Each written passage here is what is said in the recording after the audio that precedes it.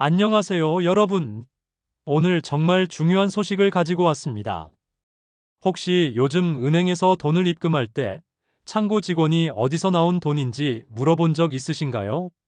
아니면 자녀에게 용돈을 좀 많이 줬는데 갑자기 세무서에서 연락이 올까봐 걱정되시나요? 여러분, 이게 바로 지금 우리가 직면한 현실입니다.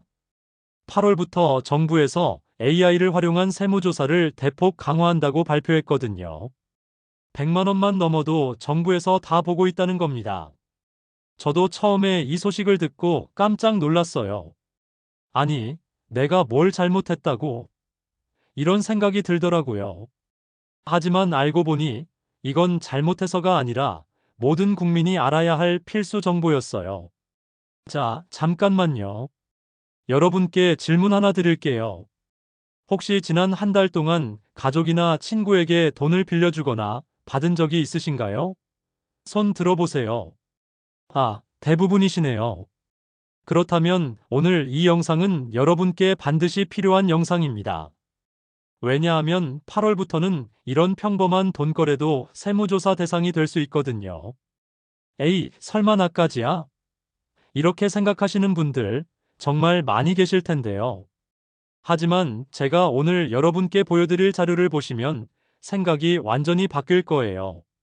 오늘 이 영상에서는 8월부터 달라지는 세무조사 4가지 핵심 포인트와 여러분이 반드시 알아야 할 피하는 방법까지 상세하게 알려드리겠습니다. 끝까지 보시면 여러분의 소중한 재산을 지킬 수 있는 완벽한 가이드를 얻으실 수 있어요. 자, 그럼 지금부터 시작해 볼까요?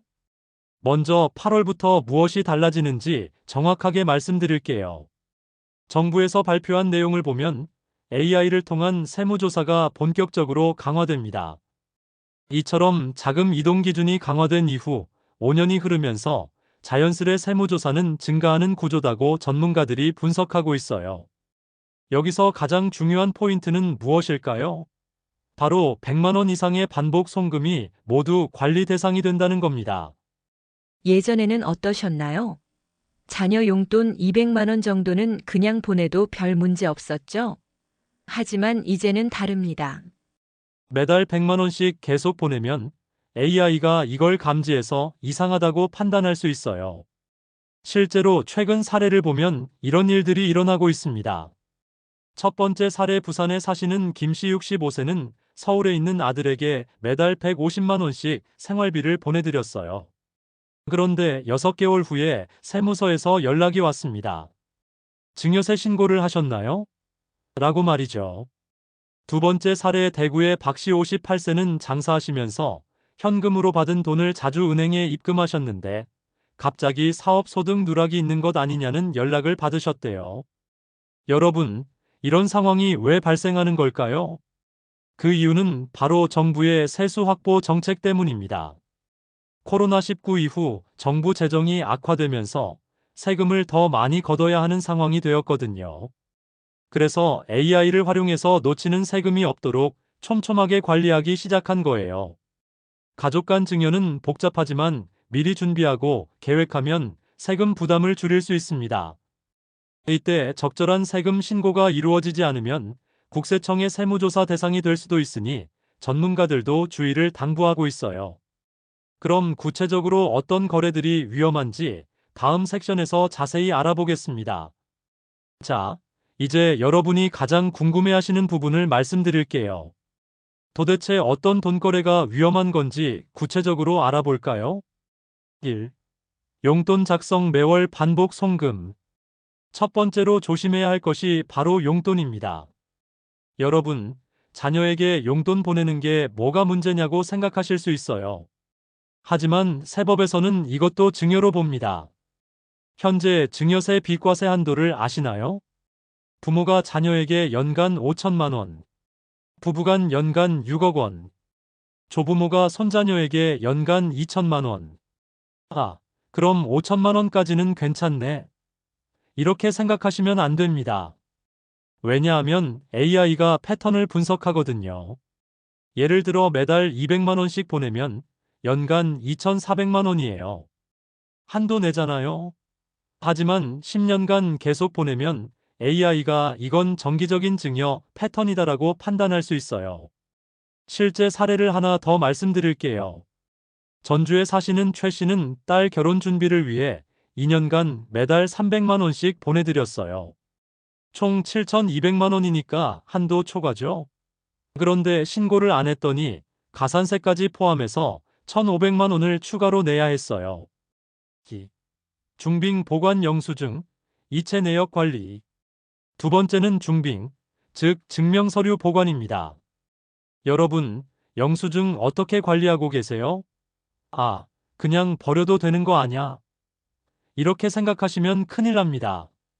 국세청의 정밀 분석과 무작위 표본 조사, 거래처 연계 조사 등으로 인해 영세 사업자도 언제든 조사 대상이 될 수 있습니다라고 전문가들이 경고하고 있어요. 특히 이런 자료들은 반드시 보관하셔야 해요. 병원비 영수증 의료비 공제용, 교육비 영수증 교육비 공제용, 기부금 영수증, 주택 관련 서류들, 가족 간 돈거래 관련 이체 내역. 그런데 얼마나 오래 보관해야 하나요? 이런 질문 많이 하시죠?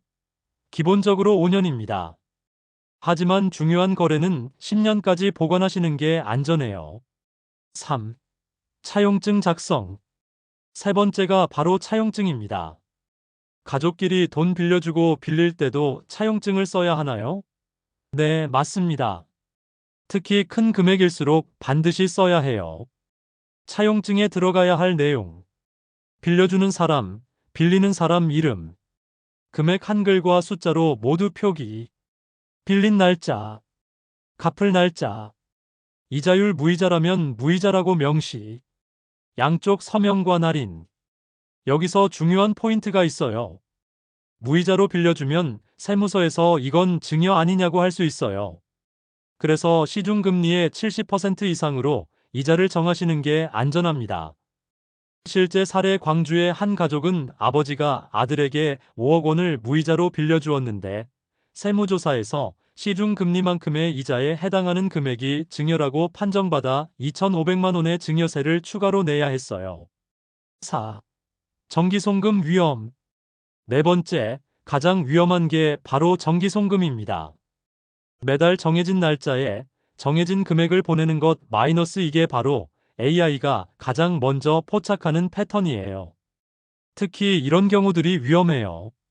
매달 1일에 200만 원씩 생활비 명목, 매달 15일에 100만 원씩 용돈 명목, 분기별로 500만 원씩 사업자금 명목.